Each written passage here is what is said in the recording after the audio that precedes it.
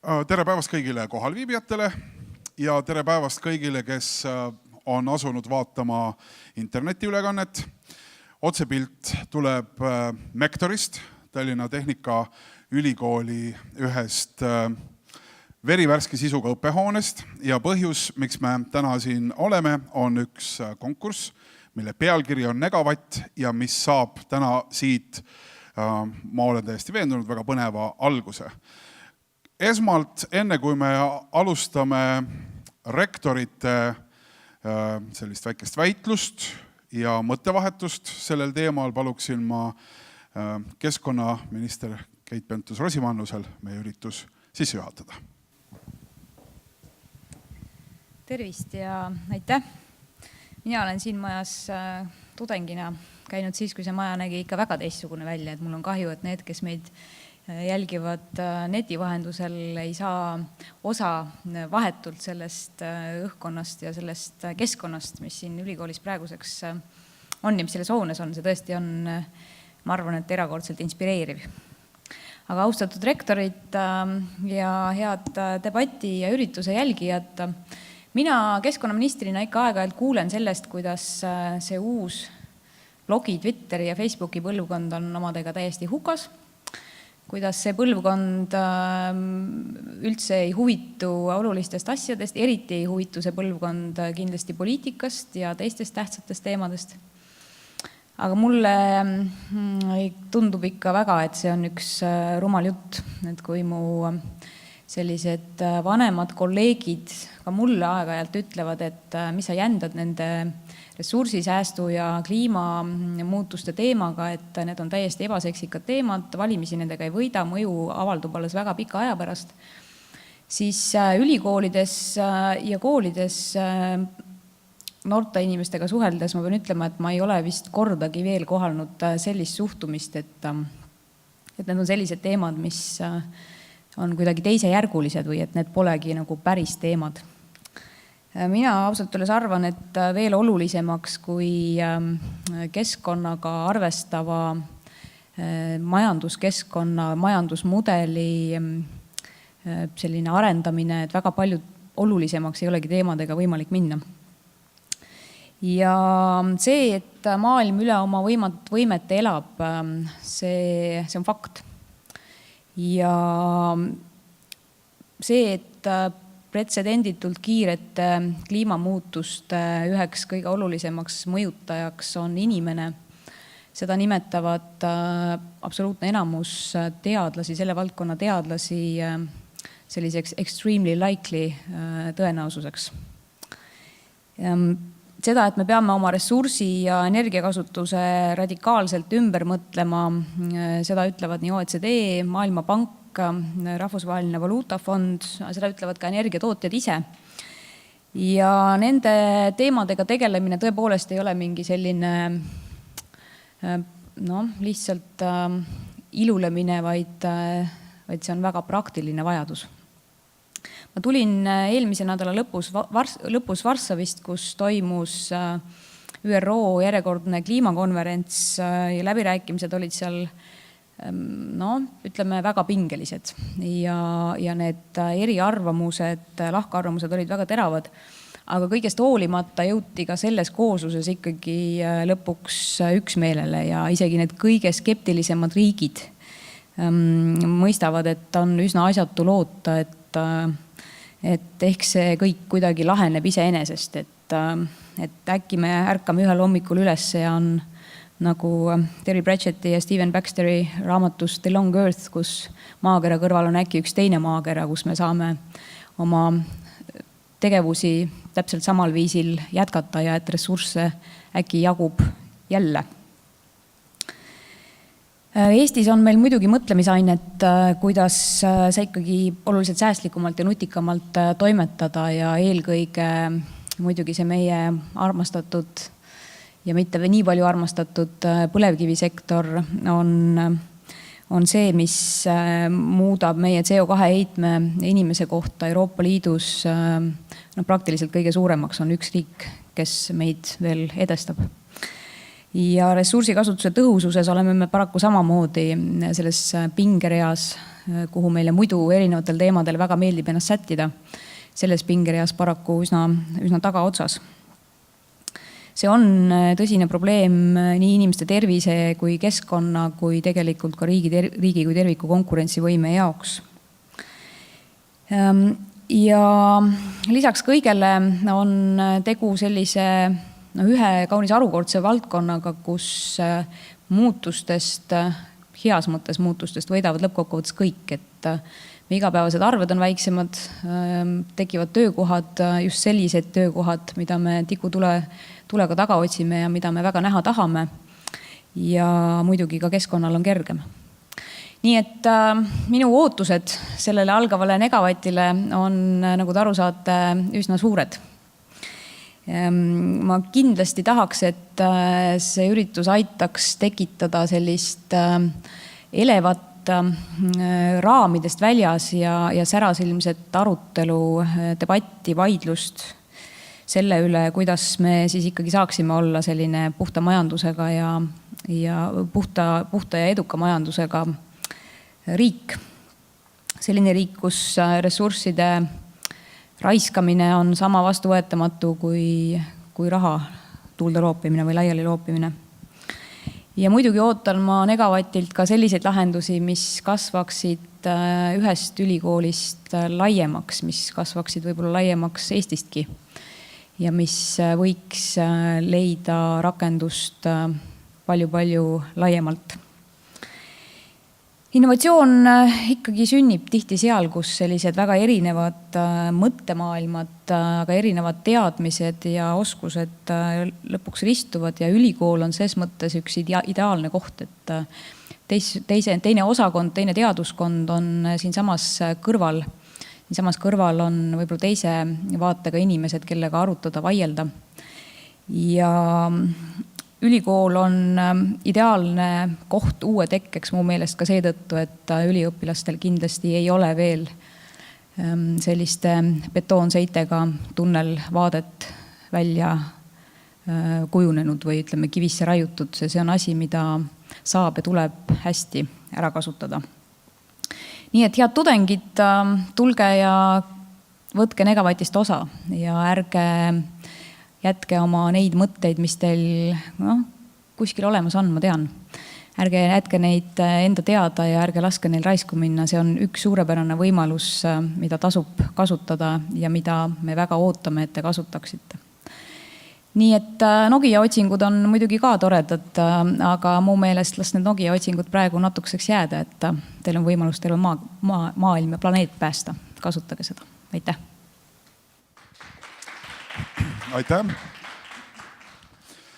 Aitäh ministrile ja läheme nüüd meie tänase ürituse, Negavati avaürituse selle osa juurde, kus me võiksime saada teada, mida arvavad siis need, kes peaksid olema selle muutuse veduri juhid ehk siis Eesti ülikoolide rektorid ja üks juturingis osalev prorektor. Ma paluksin siia kõigepealt majaperemehe Tallinna Tehnikaülikooli rektori Andres Keevalliku.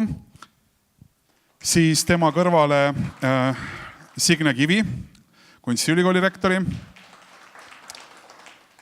Edasi Erik Puura, Tartu Ülikooli prorektori. Mait Klaasseni Põllumajandusülikooli rektori. Ja veel palun siia lavale Tiit Land, Tallinna Ülikooli rektor.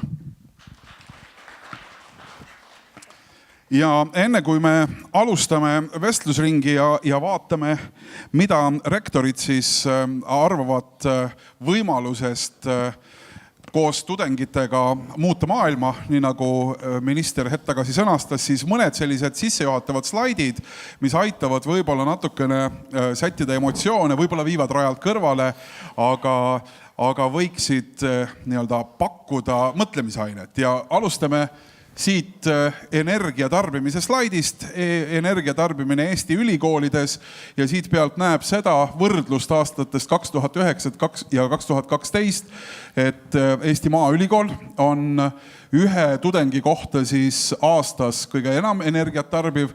Ma usun, et rektor oskab seda kommenteerida ka, miks see nii on, aga need muutused ei ole tegelikult ka märkimisväärsed. Ühe aasta kohta Maaülikool on pisut kasvatanud kogu energia tarbimist ühe tudengi kohta. Teistel laias laastus, kui ma vaatan siin Tallinna Tehnikakõrgkooli, on lausa ka vähenenud ja vähenenud on ka Tartu Ülikoolil see energia tarbimine ühe aasta kohta, ühe üliõpilase kohta. No vee tarbimises on Eesti Maaülikool selgelt juhtival positsioonil ehk tarbib siis ühe tudengi kohta kõige rohkem kuupmeetreid vett aastas. Tallinna Tehnikakõrgkooli numbrite suur muutus, rääkisid mulle asjatundjad ja kes selle uuringu kokku panid, peitub ühes muutunud või vahepeal remonti läinud ühiselamus. Et seetõttu läks seal 2012. aastal oluliselt vähem vett ja ma loodan, et see rektoreid ei inspireeri nüüd ühiselamuid sulgema. Edasi tarbitava energia ja vee maksumus, kogu maksumus siis nüüd eurodes ühe aasta kohta ja ilmselgelt Tartu Ülikool lihtsalt väga suurte mahtude tõttu on nüüd siin selles juhtpositsioonil ja me näeme, et Tallinna Tehnikakõrgkool tegelikult selles numbris on kõige väiksem kulutaja, Tallinna Tehnikaülikool Tartu Ülikooli järel. Ja veel ühed numbrid, need on siis teadlikkusega seotud. Uuringufirma küsitles nii tudengeid kui ka mitte tudengeid ja sai päris huvitavad tulemused. Üldiselt hindavad ennast siis uuringus osalenud pigem küsimustes teadlikuks, keskkonnaalased teemad ei tekita väga suurt probleemi, inimesed tunnevad, et orienteeruvad nendes küsimustes hästi, aga küsimusele, kuidas teile tundub, kui palju teie isiklikult konkreetselt saate mõjutada üldist energia ja ressursside kasutamist Eestis, siis tegelikult pigem see arvamus oli negatiivne, et minust väga palju ei sõltu. Nüüd me räägime siis sellest negavatist, mis peaks juhtima justkui mõtlemisele selle peale, kuidas olukorda tudengite seas muuta ja siin veel natukene numbreid teadlikkuse osas. Ka energiasäästu nädal ei ole üleliia populaarne tudengite seas, üldiselt ollakse küll kuulnud, aga siiski siin on võimalik oluliselt parandada neid numbreid, näete ise, ei on valdav ja domineeriv. Nii, me oleme siin vestlusringis praegu ja minu esimene küsimus kõigile osalistele on, ehk te sõnastaksite selle, kui palju te näete, et ülikoolil on võimalik täita seda rolli, mida minister siin hetk tagasi nimetas, olla ühiskonnas juht nendes protsessides, kus me räägime energia ja ressursi säästlikuma ühiskonna ja keskkonna saavutamisel. Härra Keevälik, teist alustaks. No ütleks niimoodi, et praktiliselt kõik Tehnikaülikooli teaduskonnad ja seega ka erinevate teaduskondade üliõpilased on protsessis, kus energia tarbimist saab oluliselt vähendada. Kui me võtame näiteks niisugused suured energiavood, nagu on elektrijaamades, kateldes, nagu on linnaosades, uutes majades, siis see on asja üks niisugune, ütleme, jämedam pool. Aga kui me võtame näiteks mikroelektroonika, mis on ka minu eriala olnud, et täpselt analoogilised probleemid on seal, väga tõsised probleemid, kuidas energiat säästa, kui seal on kümneid või sadu miljoneid transistore ühe niisuguse väikese kiibi peal ja on niisugused missioonikriitilised lahendused nagu lennuaparaatides või kosmoseaparaatides on, siis on väga oluline, kui palju nendest miljonitest transistoridest korraga ennast ümber lülitab või mitte. Et siin on olemas ka niisugused optimeerimisvõimalused. Ja ma ütleks juurde veel ühe asja, et kõik algab teadmistest. Isegi matemaatika on distsipliin, mis võib ja mõjutab väga tugevalt energiasäästu. Näiteks kui te võtate endale ette lahendada üks keeruline ülesanne ja tahate seda arvuti peal lahendada, siis on väga oluline see, missuguse algoritmi järgi või missuguse eeskirja järgi te seda lahendate. Et siin need vahed võivad olla hoopis suuremad kui näiteks, ütleme, hoonete energia tarbimiste puhul. Nii et laias spektris praktiliselt kõik erialad on seotud energia tarbimise ja energiasäästuga. Majanduslikus mõttes Tartu Ülikooli jaoks on energia ja ressursikulud kõige mahukamad. Me nägime seda hetk tagasi uuringus. Kuidas teie koolis on? Kui palju tegelikult ülikool tegeleb selle küsimusega enda jaoks teadlikult planeerib vähendada kulusid ressurssidele? No ilmselt ka Tartu Ülikooli hoonest on kõige suurem ja selle tõttu on ka kulud kõige suuremad, aga väga selgelt nüüd on näha, et meie kõige energiakulukamad hooned pärinevad Nõukogude ajast ja kinnisvara buumiperioodist. Hetkel me oleme uue hoonestuga ikkagi väga selgelt suutnud nagu keskmiselt hoonete planeeritavaid küttekulusid vähendada kusagil 3-4 korda. See tähendab, et jõuda kuskile 50 kilovatt-tunnile ruutmeetri kohta aastas. Nii et selline 3-4-kordne hüppe on toimunud. Samuti meie energiatõhusa ehituse tuumiklabor nõustab Eestis uue hoonestu rajamist, kus seda arv me tahame viia alla 15, seega veel 3 korda kusagil. Et see on see piir, kuhu me kõik nagu peaksime mõtlema ja jõudma. Nii et ma ikkagi nagu tunnetan seda, et see meie meeltes on see hüpe peaaegu nagu suurusjärk ja praktiliselt me oleme suutnud realiseerida uutes plaanides kuskil 3-4 korda. Mait Klassen, teie puhul samamoodi. Põllumajandusülikool, nagu me nägime, väga suur veetarbija, teil on kindlasti vastus olemas, miks see nii on, kuhu teil vesi siis kulub, mitte et see kindlasti läheks kusagile Emajõkke, aga õppeprotsessis. Kui palju te tegelikult tegelete sellega, et hoida seda kulu madalamal? Kui palju sinna tegelikult ressurssi ja energiat omakorda kulub?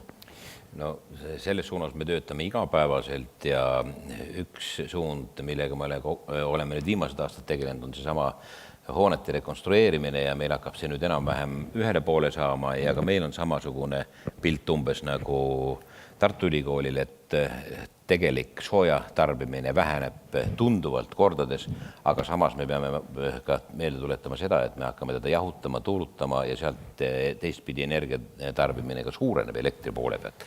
Aga see, mis puudutab nüüd vett ja mis puudutab meie üldist kõrget kulunormi üliõpilase kohta, siis siin me peame vaatama lihtsalt nende erialade peale ja selle struktuuri peale, mis Eesti Maaülikoolil on ja ühtepidi me optimeerime ka täna oma hoonestut tervikuna, mis viib ka pärast kulud alla, aga teistpidi näiteks ei ole võimalik kuidagi katsefarmis vee tarbimist alla viia, kui lehm joobki nii palju, kui ta joob, aga see läheb ka meie üliõpilase arvele, nii et siin on teatud mõttes nagu ülikooliga erialade struktuurist sõltuvalt meil teatud kulud kõrged, nii et aga suund on täiesti igapäevaselt, täiesti, ma ei tahaks öelda, et midagi paanilist toimub, aga täiesti igapäevane töö on täna energia säästmine. Järgmises uuringus püüame eristada lehmade poolt tarbitava vee tudengite poolt kasutatavast veest. Rektor Land, kas teil on selles mõttes nüüd ka hea seis, et programm, hoonete programm laias laastus on ellu viidud ja Tallinna Ülikooli puhul samuti maksimaalne säästmise, ressursi ja energia säästmise lagi on käes, rohkem enam kusagilt võtta ei ole? See on hea küsimus, ma ei julgeks väita, et millele mitte midagi võtta ei ole, aga seda küll Tallinna Ülikooli numbrid ei olnud nende graafikute peale ka meie kampus valmis aasta tagasi. Nüüd umbes 35% pinda juurde on ka loomulik, et energiatarbimine on suurenenud nii üliõpilase kohta, nii elektri kui ka vee ja kõige muu. Aga ma tooksin välja, kui esialgne küsimus oli, et kas ülikoolid, mida ülikoolid üldse, mis on ülikoolide roll, kui palju nad saavad mõjutada, siis ma arvan, et saavad väga palju mõjutada. Üks asi on läbi rahakoti. Ülikoolid ju optimeerivad oma tegevusi loomulikult, et halduskulud oleksid madalamad ja nii edasi. Aga võib-olla olulisem on siin just kommunikeerimine. Kommunikeerimine, milleks on see vajalik, milleks me peame kokku hoidma, nagu ka minister ütles. Ja siin just ülikoolidel on siin väga suured võimalused, väga suur kohustus. Meil on tudengeid on mitte sadades, vaid tuhandetes, 10 000 üle 10 000. Ja need on ka noored inimesed, kes ise läbi oma hoiakute annavad edasi seda sama sõnumit kannavad. Võtame, koolitame õpetajaid, nad lähevad koolidesse, töötavad edasi teiste inimestega. See on just, ma tooksin just kõrvale selle tehnoloogilise aspekti, ma tooksin kõrvale kommunikeerimise, mis on minu arvates ülioluline. Rektor Kivi, ma jätsin teid meelega selle esimese ringi lõppu, sest ma usun, et teie vastus juhib meid hiljem ka järgmise vahetu teema juurde juba. Te olete praegu seisus, kus te peate planeerima ja planeerite. Suur osa teie ajast kulubki sellele ilmselt, kuidas tulevane uus õppehoone funktsioneerima hakkab. Kui oluline selle planeerimise juures on tegelikult seesama, millest me täna siin räägime, ehk energiatõhusus, energiasäästlikkus, ressursisäästlikkus, või läheb teie energia pigem selle peale, et oleks võimalik üldse tudengitele pakkuda loomulikku õppekeskkonda ja pärast vaatame, kus kohast annab hakata funktsioone või ütleme kuluallikaid kärpima? Aitäh selle küsimuse eest, ma vastan konkreetselt sellele lõpus. Et teie esimene küsimus, ma tahaks ka sellele vastata, kellele härra Keevalik sai vastata, et jätkates kolleeg Langi poolt esile tõstetud, tegelikult on ääretult oluline selles protsessis kõigi meie igapäevane käitumine. Ja loomulikult ülikoolide roll on määratu, aga ülikoolidesse tulevad noored inimesed koolist ja kooli lähevad nad kodust. Nii et mulle tundub, et kui Keit on veel edasi keskkonnaminister, siis ma teeksin mõne sellise projekti või soovitaksin teha ka lasteaedades. Sest kahtlemata, kui noored inimesed tulevad ülikooli, on nende harjumused, tarbimisharjumused välja kujunenud. Aga mul on hea meel lihtsalt tausta informatsiooniks teile tutvustada Sixten Heidmetsa, kes on Eesti Kunstiakadeemia tootedisaini osakonna dotsent, kes viis 2 aastat tagasi Eesti Kunstiakadeemiast läbi projekti Roheline Eesti Kunstiakadeemia, kus üliõpilased ise kaardistasid, mismoodi, ma ei saagi öelda täna siis, üleeile. See on minu kõrvarõngas, ma sain aru, mind hoiatati. Mismoodi üliõpilased ise täna, kuidas nad hindavad oma keskkonda, seda sama, mis meil täna veel on, kuidas me raiskame või säästame, mismoodi me kasutame erinevaid materjale, kuidas saaks seda kõike paremini teha. See on väga põhjalik magistrite ühisprojekt ja täna me oleme astumas sealt sammu edasi, et kuidas siis nüüd seda kokkuvõtlikku materjali, mida sellega teha. Mida iga päev teha Eesti Kunstiakadeemia erinevates õppehoonetes paremini. Palun küll vabandust, aga ma saan aru, et less is more. Ma võtan ühe kõrvarõnga ära. Okei, see ei ole nii lihtne. Nii. Ja veel mõned olulised aspektid, et mul on eriti hea meel ise tarbekunstniku ja disainerina, et üks esimene doktoritöö, mis kaitsti Eesti Kunstiakadeemias, puudutas tegelikult siis jätkusuutliku moekunsti ehk siis Reet Tausi diplomitöö Trash to Trend. Ja võib-olla tausta informatsiooniks veel, et Eesti Kunstiakadeemia aastal 2008 me kuulume sellisesse rahvusvahelisse organisatsiooni nagu Cumulus. Seal on 198 liiget 48 riigist, põhiliselt disaini, arhitektuuri, kunstikoolid ja nii-öelda see kohustab meid kõiki, ükskõik mida me teeme oma õppetöös. Eelkõige jälgima seda, miks me seda teeme, kas seda on vaja, mis materjale me kasutame, kuidas me seda teeme. See on väga lai teema, aga nüüd väga hea selle küsimuse juurde, mida ma mõtlesin, et ma kindlasti täna siia saali toon. Et vaadake meie otsus rajada uus Eesti Kunstiakadeemia hoone olemasolevasse hoonesse on iseenesest ressurssi säästev ja ajalugu hoidav. Meil on Tallinnas ilus tühi tehase hoone, mis otsis aastaid sobivat nii-öelda tegevust või sobivat omanikku ja kui meie suurejooneline uus arhitektuur, Art Plaza nimeline projekt on külmutatud, siis minu meelest oli väga õige mõelda selle peale, et kas me peame ehitama midagi uut. Et kas on midagi, mida me võiksime kasutada, väärtustada, taastada, renoveerida. Ja lähemalt loomulikult meie igapäevane tegevus selle eesmärgi nimel on eelkõige nii-öelda kõigepealt teha selline keskkond. Ma kujutan ette, et võib-olla veel parem kui siin Mektoris, mis oleks tuleviku kunstidisaini ja arhitektuuri hariduse nõudmistele vastav, aga milles oleks kasutatud kõik tänapäevased tehnoloogiad, mis on nii-öelda täna olemas või ülikoolides erinevates valmimisel, et me võtame seda kui ühte võimalust ja kindlasti ka kohustust. Aitäh, ma võtsin väga kaua aega, aga ise jätsid mind viimaseks. Jah, saan aru.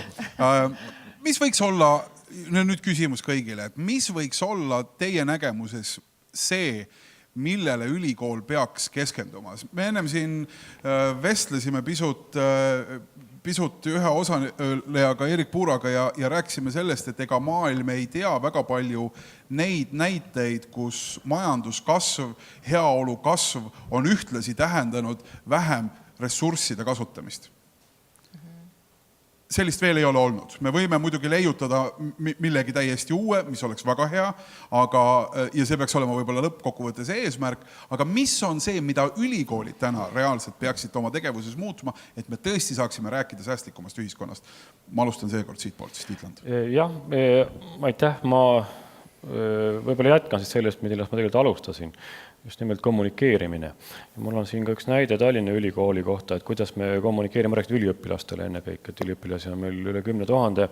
Me anname, minu käes on üliõpilasteatmik 2013-2014, milles on siis erinevad praktilist informatsiooni tudengitel küll meie kampus, kuidas liikuda, jalgrattaparklad, kus asuvad ja nii edasi. Rektori tervitus on tekli kasutamise statuut ja lõpus on selline leht nagu Tallinna Ülikool, roheline ülikool.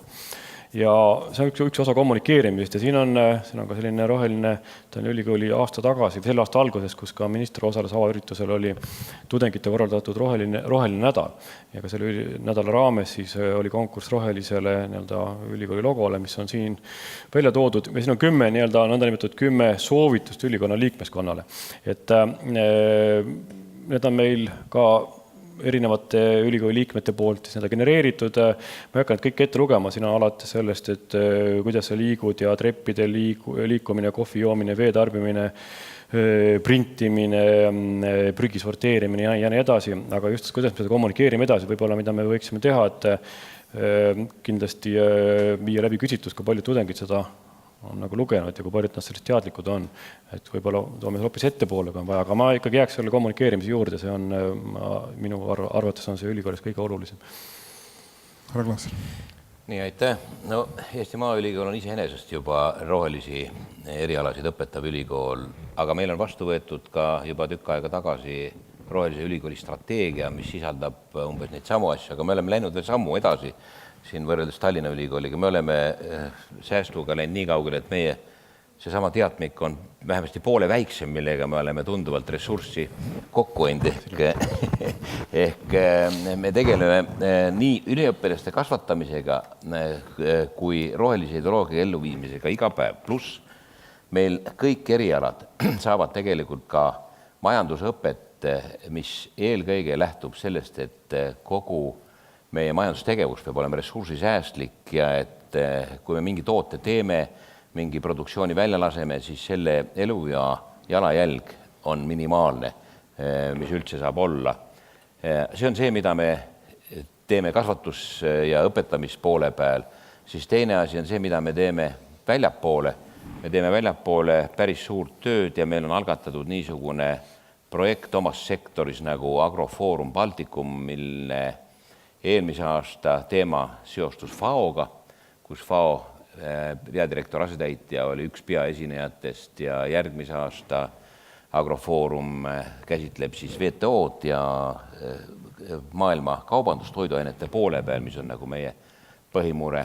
Ja siin me püüame tekitada sellist diskussiooni ühiskonnas, kui palju me siiski tarbime, kui palju me tegelikult toodame ja kui palju me ära kaotame selle toodangu siis inimeseni jõudmise juures ja see ei ole sugugi mitte 10% või 20%, see on tihti peale pool sellest toodangust, mida me tegelikult toodame, me oleme niisama tootnud ja raisanud kuskil mujal selle ära. Nii et igapäevaselt me töötame nii üliõpilastega kui ka siis rahvusvahelisest ka väljapool ja ühiskonna suunas. Ja neid protsesse, mida me ülikoolis püüame suunata selles energiasäästu suunas, neid on ikka päris palju.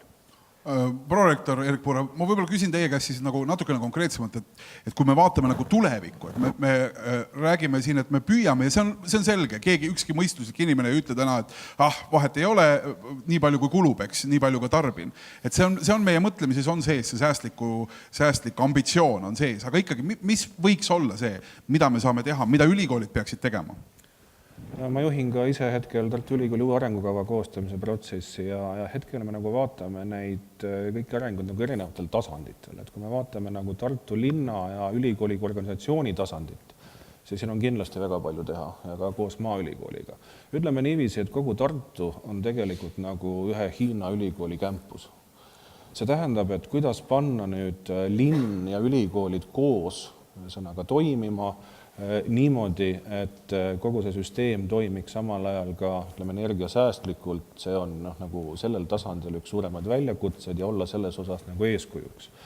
Kui me vaatame Eesti tasandit, siis kindlasti siin on nagu kõige tähtsam ikkagi, ja nagu olen nõus kolleegidega, hariduslik komponent, mõtteviis. Kas me kasvatame tööturule nõuetele vastavaid tarbimisroboteid või me kasvatame inimesi, kes on ise võimelised nägema suurt pilti, mõtlema nendel teemadel kaasa.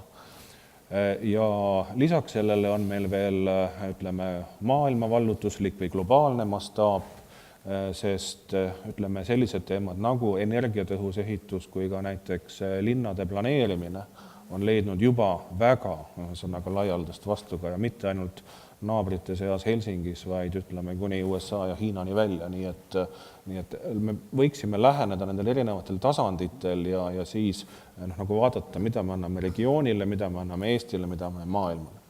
Aga ometi kõik ülikoolid on ehitanud kunstiülikoolid kõige vähem, aga ühtegi sellist energiatõhusa hoone reeglitele 2020, mida Euroopas kohustuslikult nõutakse avalike hoonete puhul, tegelikult täna Eestis kerkinud veel ei ole. Kas meil ei ole selleks raha või ei ole tahtmist?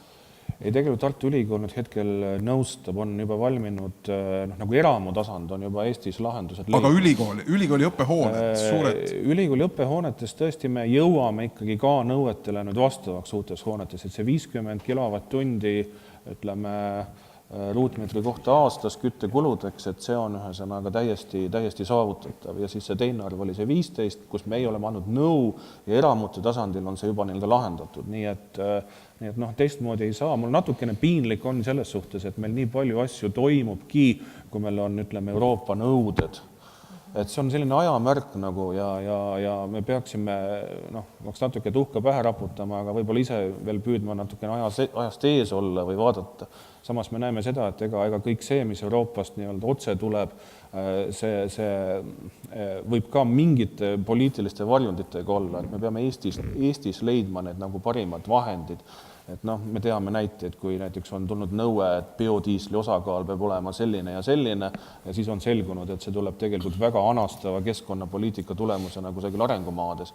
Nii et ma ütlen, et selle suure pildi tajumine on kohutavalt oluline ja Eestile parimate variantide leidmine. Ikkagi kui palju meil on biomassi, kas me oleme, nagu kasutame seda efektiivselt ja ma ütlen, et neid väljakutsed on kohutavalt palju, tuuleenergia, kas me suudame seostada seda näiteks transpordisektori arendamisega, tähendab, need väljakutsed on kohutavalt palju. Ehk te ütlete, et ei ole võib-olla mõtet ühe hoone energia sellel määral tõhusaks muutmise puhul kulutada nii palju ressursse, pigem kulutada vähem ressursse siis selle energia tootmise peale. Just sellepärast, et kui see viimase protsentide saavutamiseks põhjamaises kliimas hoonete energiatõhususest peaks kuluma mingi müstiline hulk ressursse, äkki on mingisugune parem viis, kuhu seda paigutada tegelikult, kus me saame samasuguse ressursi eest saavutada hoopis parema efekti.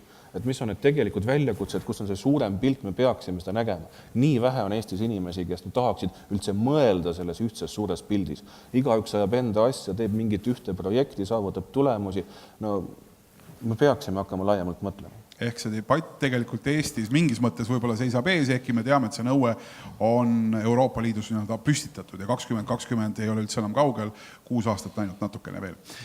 Signe Kivi, teie nägemus sellest, mida peaks ülikool ära tegema? Nüüd, te olete jälle selles olukorras, kus te saate konkreetselt rääkida ka hoonest ja siis ka õppest. Jah, ikkagi haridus ja veel kord haridus, kõik see, millest siin eelnevad juba rääkisid, Tiit Land, probleemi kommunikeerimisest. Tahtsin Tiidu käest küsida, et kas see hästi tore märkmik, et on ta siis ka trükitud taaskasutatud materjalile? On küll, jah. On tõesti või? Paistab nii uus välja. Et tegelikult väga vahva idee, et ma tahan öelda, et meil niisugust 10 käsku üliõpilast ei ole, aga ma panen selle praegu kõrva taha, aga meie üliõpilasteadmikud viimastel aastatel on taaskasutatud materjalist. Ja ma arvan ka, et niisugune vastutuse ja eetikaõpetus meie koolis on selle vajadus ja osakaal pidevalt suurenenud, et tegelikult peaks iga looja, meie õpetame loojaid, tõepoolest mõtlema, mida ta teeb, miks ta teeb, kellele, kas see muudab maailma paremaks, kas see tool on mugav, see tool näiteks ei ole mugav, aga samas on ta taaskasutatud, see on üks vana mudel, ma tunnen selle ära ja ütleme, et siin on nii ja naa. Alati on nii ja naa, täna hommikul minister rääkis väga pikalt näiteks sellest, mis on mulle olnud viimastel aegadel keskkonnaalase hariduse kõige suurem niisugune üllatusmoment, et ma olen alati mõelnud, et kui ma puudega kütan, et siis tegelikult ma võtan ju metsa ja et see on niisugune mõnus soojus ja tuleb välja, et see on üks probleem. Ma tõesti uskusin, et mingi aeg tagasi, et mis asja, et nüüd ei tohi enam nii-öelda nagu puudega kütta. Et meil on kõigil tegelikult, meil on kõigil õppida, aga kui tulla Kunstiakadeemia juurde tagasi, siis mulle tundub küll, et kui ma tänaseid noori näen ja eriti neid noori, kes on meie majas, siis see taaskasutamine küll riietes, küll esemetes, küll mingite vanade ruumide nii-öelda just nende väärtustamine, see on kuidagi olemuslik. Et seda me võime nimetada ka, et see on mingisugune trend, eks ju, aga see on väga hea trend. Tegelikult see on trend ja seda on, mulle tundub küll, palju rohkem kui minu nooruses. See ei ole kasutatud, aga see on 7 aastat vana. Rektor Keevalik, kas Tallinna Tehnikaülikoolil on ambitsioon olla Eesti juhtiv ülikool selle osas, mis puudutab ressursisäästu, mis puudutab kokkuhoidu? Tehnoloogia on see, mis võiks seda meile võimaldada koos teadmistega, koos valmis olevate inimestega? Jah, see ambitsioon on meil olemas ja ta on sisse kirjutatud ka meie arengukavasse muuses 2010–2015 ja selle ambitsiooni niisugune vähe peenem nimi on Smart Grid või arukas võrk. Et me oleme esinenud niisuguse ettepanekuga, et siin Tallinna Teaduspargi ja Tallinna Tehnikaülikooli baasil luua siia tõepoolest üks tark võrk, alates elektrienergia ja soojuse koostootmisest kuni selle väga ratsionaalse kasutamiseni välja. Ja uusi hooneid me oleme ka niimoodi ehitanud, et need võimalused meil oleksid. Esiteks, eks ole, kuidas toota siis võimalikult odavalt energiat. Teiseks, kuidas seda juhtida. See juhtimise täpsus on ülimalt oluline. Ja siin praktiliselt saavad ka meie kõik teaduskonnad osaleda alates ehitajatest, automaatikutest, siia juurde kuulub näiteks tarkmaja, siia kuuluvad niisugused mõisted nagu energiasäästlik maja ja nii edasi ja nii edasi. Ja üks projekt on tõenäoline ka koos Tallinna linnaga, et meil siin üliõpilaslinnakus selles osas, kus on meie ühiselamud, me kavatseme ühe vana paneelmaja maha võtta ja selle asemel ehitada ühe niisuguse energiasäästliku maja.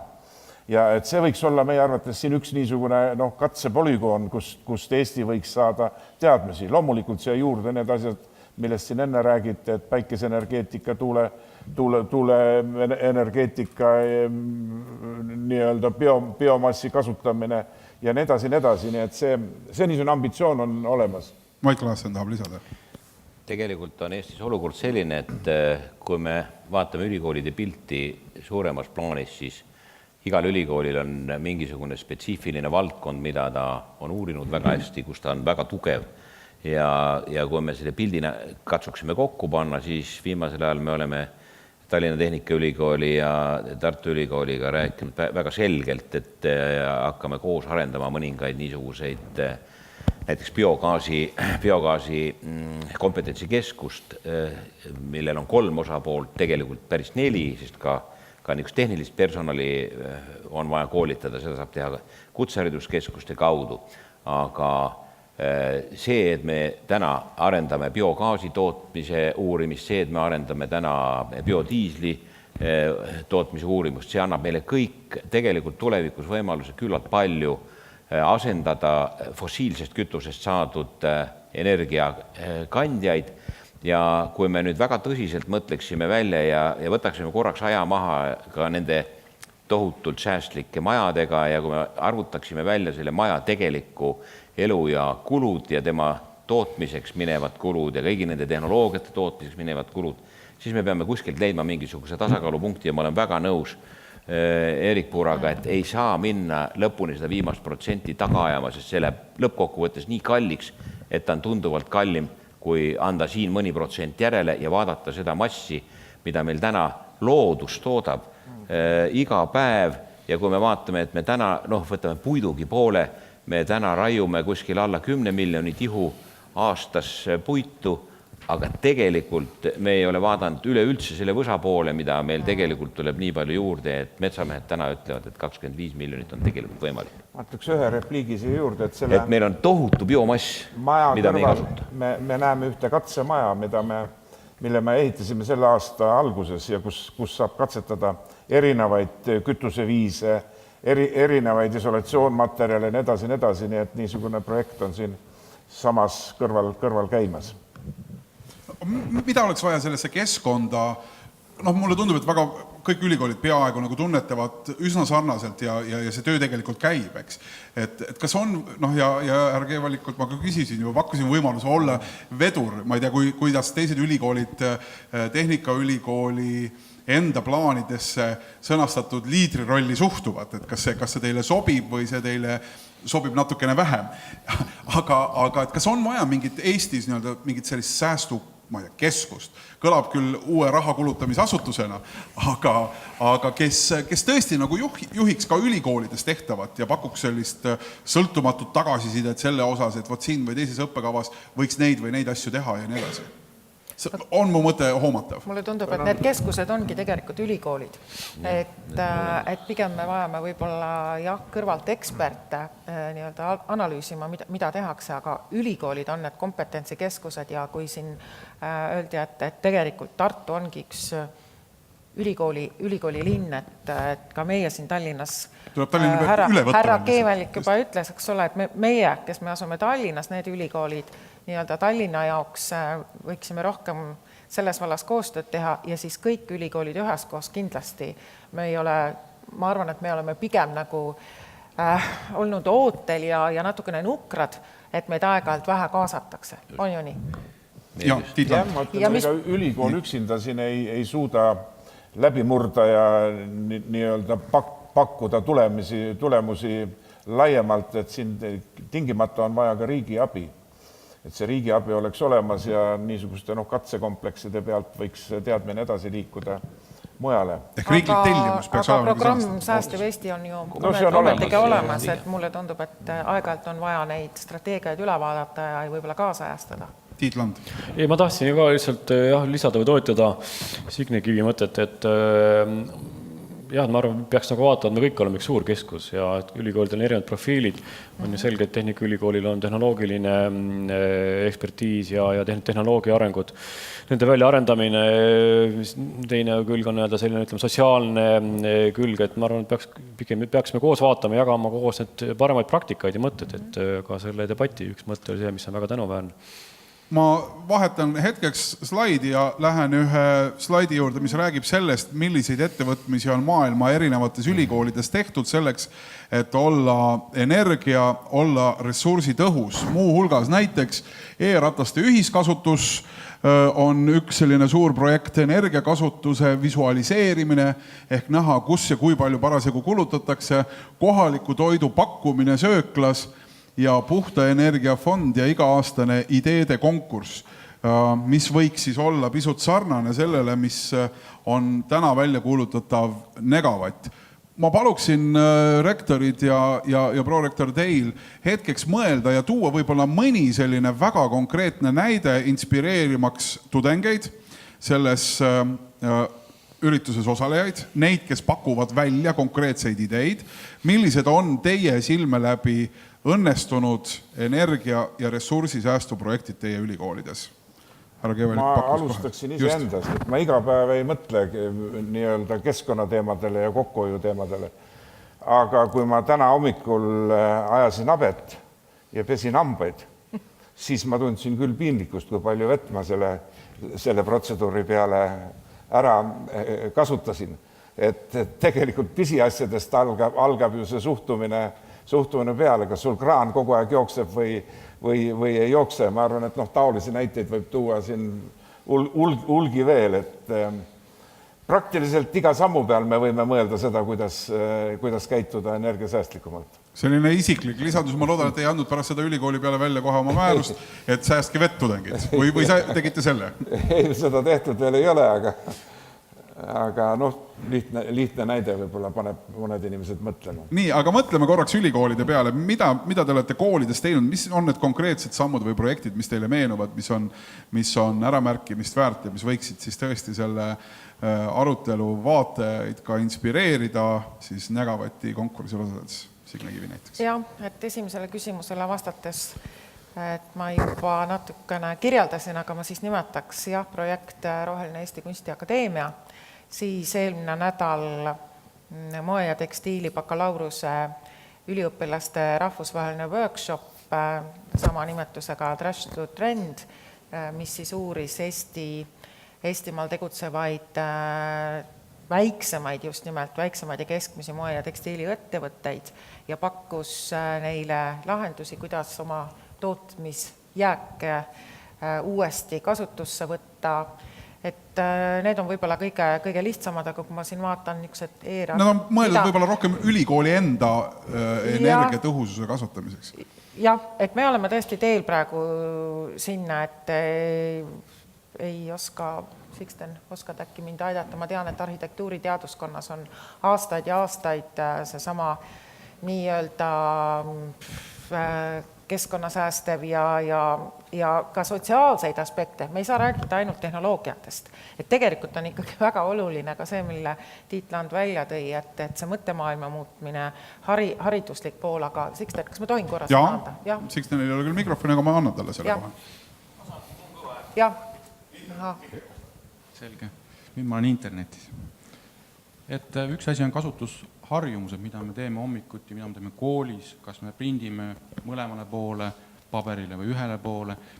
Aga teine asi on ka õppekavad, mida üliõpilased analüüsid, et kuidas õppekavasid saab koondada ja panna tõhusamalt tööle, et me seal ei raiskaks ressursse ja seal on päris palju ressursid nagu peidus. Ja sellega me praegu just disainiteaduskonnas tegelemegi. Aitäh! Aitäh! Nii, väga konkreetsed projektid. Härra Puura. Ma keskendun ühele näitele, ma võiks neid näiteid vist loetleda nagu väga palju, aga Tartu Ülikoolis on edukalt tööd alustanud ideelabor, kus siis erinevatest teaduskondadest pärit tudengid ja ka õppejõud saavad kokku, toimuvad ajutrustina, mõtlevad ise välja uusi ideid ja siis seesama siis nagu energiakasutus on nagu selleks üheks teemaks. Üks huvitav näide oli, kui siis see tudengite grupp nagu tuli kokku ja mõeldi välja, et näiteks haiglates tablettide jaotamine on üks väga suur ühesõnaga probleem ja asume tegema tabletimasinat, mis siis aitab nagu efektiivistab haiglate tööd. Enne seda, kui seda masinat nüüd päris nii-öelda välja joonistama hakata, otsustati ikka, aga läheme sinna haiglasse ja küsime, mis mure teil on. Ja meeskond läks sinna siis ja tuli tagasi ja istusid maha, ütlesid, me olime täiesti valel teel. Sellist asja, mis me plaanisime, pole üldse vaja. Tegelikult on vaja hoopis neil seda, et õed sisestavad informatsiooni kuskile paberitesse, arvutisse ja selle sisestamise käigus nad peavad ühte sama vormi päevas täitma näiteks mingisugune 10 korda põhimõtteliselt. Ja nähti siis, et väga pisikese vaevaga on toodetav selline lahendus, mis vähendab tööaega sellesama ühe suhteliselt nõmeda tegevuse vältimiseks, ütleme suurusjärgu võrra. Selliseid väga väikseid kohti on hästi palju, et minul on ainult üks soovitus. Enne kui te seda masinat leiutama hakkate, minge koha peale ja küsige, mis on mured ja mis on probleemid. Ja kui te niiviisi käitute, ma arvan, et selle sama, aga kui te see meeskonda teete, pange sinna eksperte erinevatelt aladelt, sest teie pilt avardub sellega 5-6 korda. Ja neid teisi väikseid näiteid ma tooma siis, nagu suurt massi ma tooma ei hakkagi, ma arvan, et see illustreerib piisavalt seda mõtteviisi, mida võiks teha. Ja ma tahan siia lisada, et ma olen päris kindel, et see on hästi tore see näide, mille te tõite, et tuleb minna kohale. Me teeme seda oma projektidega Kunstiakadeemias alati. Aga teine asi on tõepoolest see inimlik aspekt. Et ma olen veendunud, et nii eile, täna kui ka homme tahab patsient saada tableti teise inimese käest. Et see säästab närve.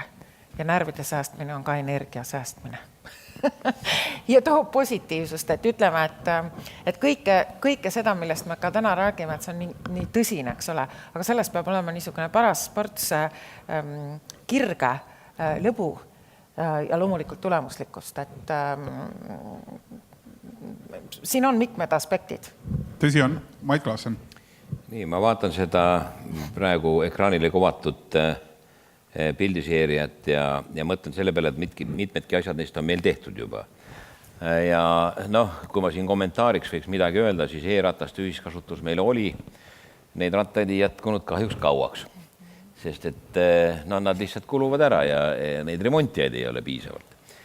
Siis kohalikku toitu loomulikult me ka oma sööklates pakume, kuna me osalt ka ikkagi oleme seotud põllumeestega. See, mis puudutab nüüd meie enda campust ja selle kasutust, siis see on meil üks niisugune probleem, mida me oleme lahendanud oma maastikuarhitektuuri üliõpilastega, kes on projekteerinud mitmeid niisuguseid energiasäästlikke ja keskkonnasõbralikke lahendusi, kuhu suunas me liigume, et see campus oleks võimalikult mugav, võimalikult ökonoomne ja nii edasi. Meil on ainult üks suur mure. Meil oleks kõik see asi kõik väga ilusti tehtav. Me teeme kõik bakalaureuse ja magistritööd energiasäästu alal, energeetikas, kus iganes, metsanduses. Aga siis me võrkume inimesega. Ja kui me teeme seda sama rohelist nädalat, mida meie üliõpilased teevad juba aastaid, ja kui me siis katame 4 kohta parklast ära muruga, rullime muru sinna lahti, ütleme, et nüüd on 4 autokohta vähem, siis mis te arvate, või kuhu tullakse esimesena kaebama? Rektoraati sellepärast, et ei ole enam neid parklakohti, mul pole autot kuskile panna. Me räägime, et meil on roheline maja, rekonstrueerisime uue maja. Ühte kohta sai liiga vähe parklaid ja ma tegelen päevast päeva nende parklatega. Meil on põhiülesanne tegelikult kasvatada läbi õppekava, läbi igapäevase tegevuse, läbi selle sama nädala, rohelise nädala inimest. Seni, kuni see inimene ei hakka autot koju jätma, seni, kuni ta ei hakka seda prügi sorteerima, seni, kuni ta ruumist välja minnes ei lülita voolu välja või ei pane akent kinni, sest et see õnnetu ventilatsioon kaasaegsetes majandus töötab ainult siis, kui aken on kinni. Kui me inimese kasvatamisest jagu ei saa, siis unustage kogu muu jutt ära, siis me võime rääkida siin ressursid, mis meil kasvab põllul ja metsas ja kõikidest ilusatest muudest asjadest. Inimest ei kasvata ja mitte keegi seda ei käitu. Näide meelde, kui me võrdleme ennast Põhjamaade ülikoolidega ja teiste riikidega, vaadake, meie ülikoolide ümbrused on autosid täis. Aga seal on jalgrattad. Ja nii talvel kui ka suvel, ja see on nii long way to go, et meil ikka jalgrattaid hakkab juba ka olema, aga neid on kahjuks vähem. No Tiitland, me jõudsime jälle tagasi selle juurde, millest teie alustasite, ehk haridusküsimus ja Tallinna Ülikooli sõidataksegi peaaegu trammiga kohale, ega sinna muud parkida väga palju kohti ei ole. Et teie võib-olla mingi näide lõpetuseks, mis see projekt on, mis Tallinna Ülikoolis tehtud? Ja ma ütlen veel lihtsalt kommentaariks, et tõepoolest meil on jalgratta kohtade, parkimiskohtade arv on, proportsioon on järjest tõusnud võrreldes autodega. Ja me ka selle 10 soovituse üks soovitus on, et linnas liikumine, ehk siis ka liikumine, jala liikumine ja liikumine trammi ja kõige muuga. Aga kui ma nüüd vaatan neid 4 näidet, siis ma tooks ikka ühe selle suurema asja, mis ongi seesama 10 käsku, mis on ka tegelikult, ma ütlesin, selle tudengitele jagame laiali, aga see on ka meie kodulehel 1 kliki kaugusel, Roheline ülikool ja 10, mitte käsku, vabandust, 10 soovitust. Käskuda neid võtta ei saa. Ja siin on selle 10 soovituse viimane soovitus on, et ole eeskujuks ja ma tooksin ühe näite, mis meie, Erik Puura rääkis oma näite, et kuidas meie tudengid, see üks prügi sorteerimine on ja see oli ka selle aasta alguses, kui tudengid, just nimelt tudengid korraldasid rohelist nädala, see on nagu nende initsiatiiv ja nii peaks niimoodi olema, et juhtkonna üks eesmärk on just nimelt kas läbi oma eeskuju või mingite muude vahendite, et see initsiatiiv oleks tegelikult tudengite käes. Ja nad läksid prügi sorteerima, nad võtsid meie kampuses ühe prügikonteineri, võtsid sellega kaasa ja jäätmekeskuses, kui see siis valati tühjaks, siis nad ronisid sinna sisse. Hakkasid neid siis seda prügi laiali eri nurkadesse tassima ja märgistasid, kaardistasid ära, mis oli mis. Ja väga hullus midagi ei olnud, hull oli see, et toitu oli kõige rohkem. Ja mis sellele järgnes, oli see edasi, et meil on kokku 4 erinevat toitlustuspakkujad, me võtsime nemad kokku ja ütlesime, et palun tehke midagi, et see toitu ei ole mõtet prügimäele vedada ja nii see on läinud. Et läbi eeskuju ja läbi kommunikeerimise. Aitäh! Selle sissejuhatava jutu üks nendest mõtetest oli see, et näidata, millised on need plaanid või millised on need mõtted, mis võiksid tudengeid juhtida Negavati konkursil nende ideede väljatöötamise juures. Ja tegelikult ma arvan, et seda juttu tähelepanelikult kuulates siit selliseid selgeid juhtnööre rektoritelt ja prorektoritelt sai. Üks on teadlikkus, ja mida tasub kindlasti meeles pidada ja ilmselt selle teadlikkuse kasvatamine siis võibki olla võtmesõna. Aga mis asi see Negavat ikkagi on, kuidas see konkurss tööle hakkab, milline roll on ülikoolidel ja milliseid auhindu on oodata, Keskkonnainvesteeringute Keskuse juhatuse liige Lauri Tammiste teeb sellest ülevaate. No.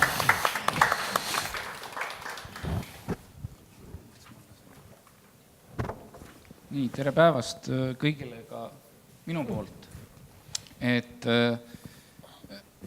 siin diskussioonis räägiti väga paljud asjad ära, et miks me seda konkurssi üldse teeme.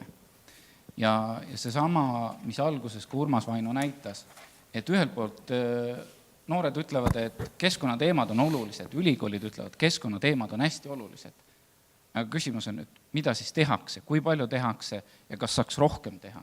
Et tudengid ütlesid ka küsimustikus ju vastates, et nad tunnetavad, et nendest võib-olla väga palju ei sõltu. Et kõik, mis me tegelikult tahamegi selle konkursiga võib-olla anda sõnumit ja kuhu jõuda, on see äratunnetus ülikoolides ja tudengites, et nendest sõltubki. Sõltub sellest, mida tudengid ise ette võtavad, mida nad muudavad, teistmoodi teevad, sõltub sellest, kuidas ülikoolid juhid eeskuju näitavad. See konkurss on üles ehitatud võistluse peale just see, et saada ideid ja parimad neist ideedest siis aidata ellu viia ja võistlus käib selle peale just nimelt, et kes suudab tuua välja parema projekti ja näidata, et see hoiab kokku vatte. Ja siin, mis on just hästi tähtis meie jaoks, et me tahaks ka neid interdistsiplinaarseid ideid, me tahaks saada just nimelt selliseid pööraseid ideid, et kui me räägime vattidest, siis me ei räägi sellest ainult elektrist või soojast või millestki muust. Et ressurss me saame taandada, me oleme appi võtnud ka Säästva Eesti instituudi, kes on aidanud välja töötada metoodikat just nimelt iga paberileht, mis see vattides tähendab, mida tähendab vattides see, kuidas me või tudengid kooli tulevad, koolist lähevad ja nii edasi. Ehk iga arvuti, mida kasutatakse, sülearvuti, lauaarvuti, tablet, selle valmistamiseks samamoodi on kasutatud energiat.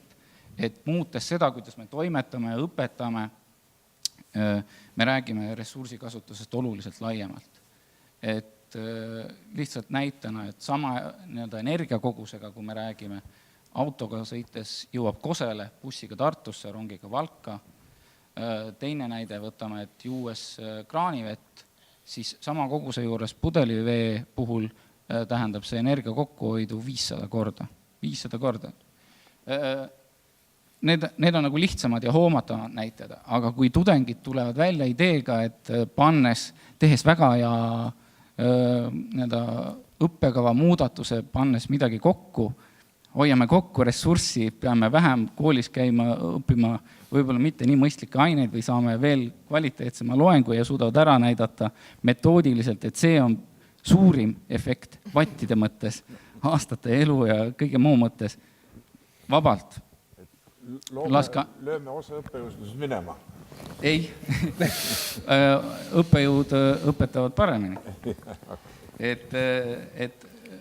et me ei ole tõesti seadnud siin nagu mingit piirangut, et nendele ideedele, samamoodi me tudengitele ei sea mitte mingit piiri, kuidas nad peaksid tulema. Nad ei pea tegema MTÜ-d, nad ei pea tegema OÜ-d, AS-i ega mitte midagi. Tähtis on see, et minimaalselt 2 tudengit ja maksimaalselt piirangut ei ole.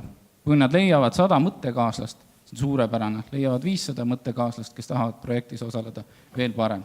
Tõenäoliselt tuleb väga hea projekt, aga 2 võiks neid olla. Ja omalt poolt, mida me pakume selle konkursi raames, on ka tuge mõttekaaslaste leidmisel ja projekti elluviimisel. Et me teeme seda mitmes etapis. Esimene etapp, hästi tähtis tudengitele, siis meelde jätta, on see, et 12. jaanuar 2014 ootame kõigepealt idee kirjeldusi. Mida te tahaksite teha, mis on teie arvates see kõige ägedam või vajalikum asi, mis päris probleemi lahendab.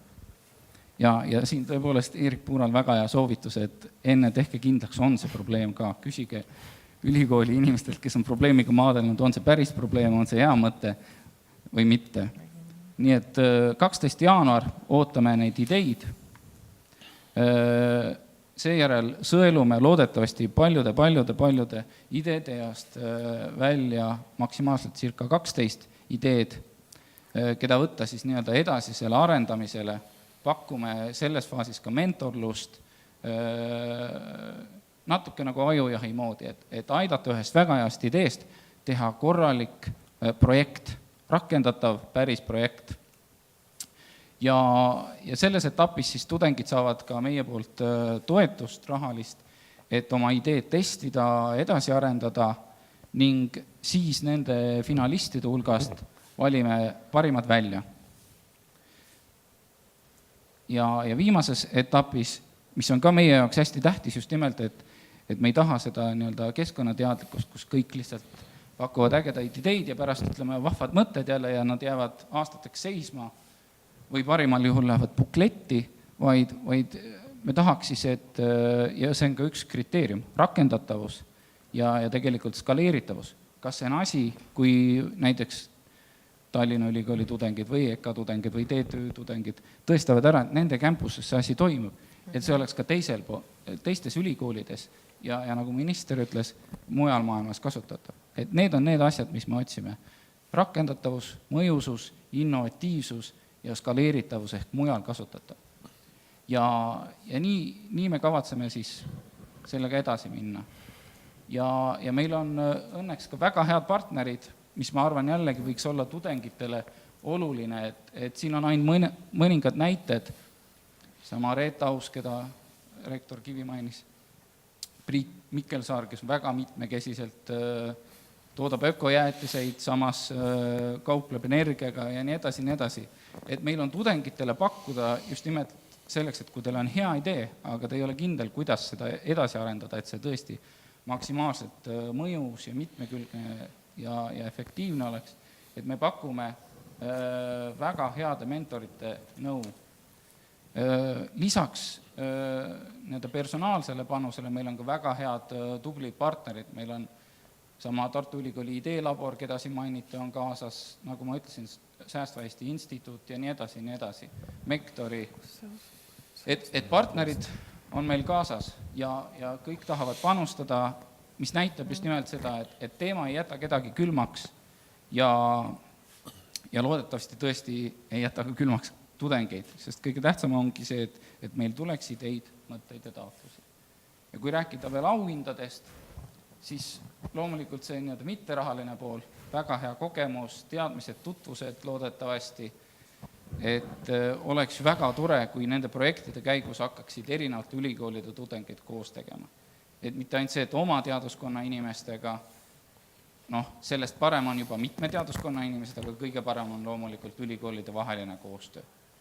Et seda me tahaks aidata kaasa selle konkursiga, siis nagu ma ütlesin, selles teises faasis, kus parim ideedest on valitud finalistid, anname 1000 eurot idee testimiseks ja lisaks selline ka siis mentorluspäev, kus hästi intensiivselt töötatakse nende plaaniga ja ideega, et me oleme mõelnud maksimaalselt 12.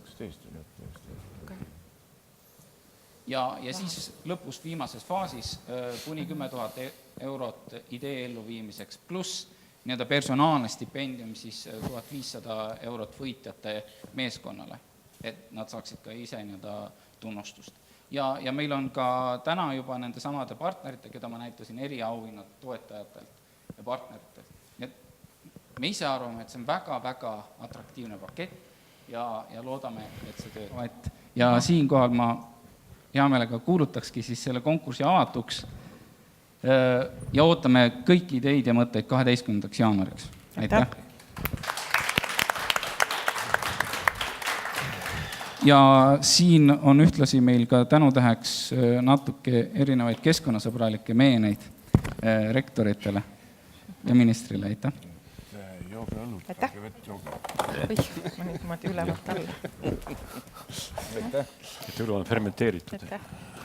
Ja suur aitäh kõigile, kes olid saalis, suur aitäh kõigile, kes vaatasid ülekannet. Negavats.ee ootab siis 12. jaanuariks kõigi ideid, sealt leiate põhjalikuma lisainformatsiooni. Ilust päeva!